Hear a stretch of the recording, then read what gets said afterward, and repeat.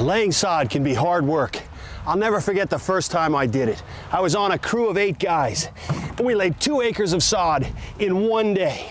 The next day, my back said, "Joe, don't ever do that again." But today, I'm gonna lay some sod.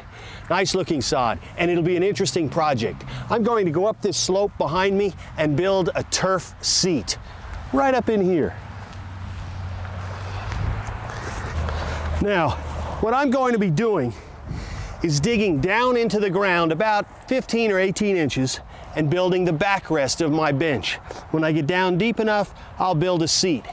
And I want to make it about 63 inches wide. Why? That's big enough for 2 people, and my sod is just 21 inches wide, so 3 pieces will fit right across here quite neatly with no waste of sod.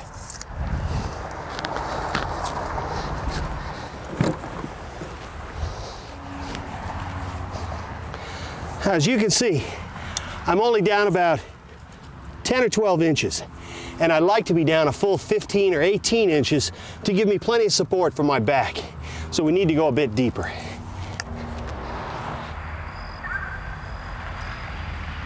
It's starting to take shape. I've got the back built, and I'm starting to make the seat. We've got to have it slope downhill all the way so that every time it rains, it doesn't fill up with water. But when we're through, we'll sod this and have a nice, comfortable place to watch the kids play.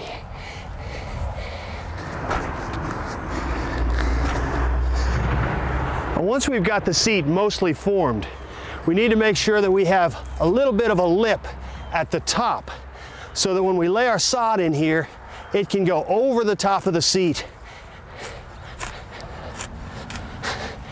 and be pinned down right in here.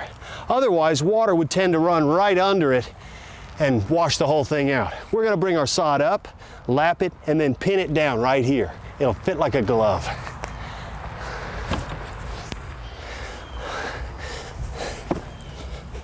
Now, when we get our sod ready to put in, we want to pull it up to where it'll lap and fit with the grass on top. And I'm going to take an ordinary coat hanger, and with the wire cutting loop in my pruning shears, I'm going to cut it into a U-shaped pin and pin the sod right to the ground so that it can't move. In a couple of years, or even less, that coat hanger will rust away completely. And we'll just lay the sod in here, firm it back in, and get another piece.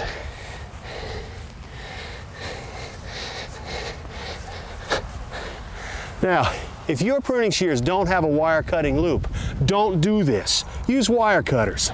Wire is hard on shears, but cut a U-shaped section so you're actually making a staple out of an old coat hanger, and staple your sod right to the ground. Push it all the way in.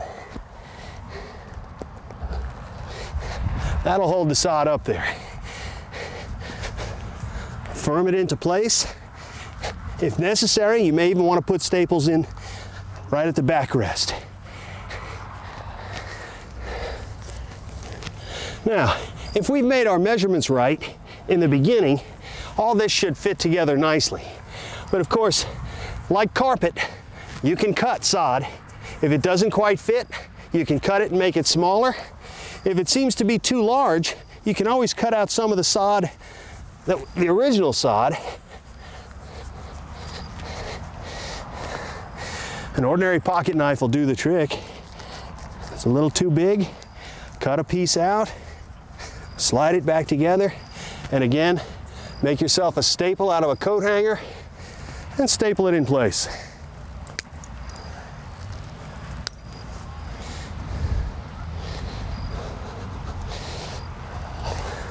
There.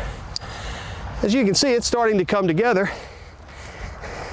And by the time I'm done, I think it'll be pretty comfortable. What do you think? We better finish it up though. There, the final cutting, pressing it into place, and be sure always to water new sod in. And when you're all done, relax in your new turf seat. There's just one problem with these things. They're rather difficult to mow with a standard lawnmower, But fortunately, technology has kept right up with us. I've got a battery-operated string trimmer just made for my turf seat.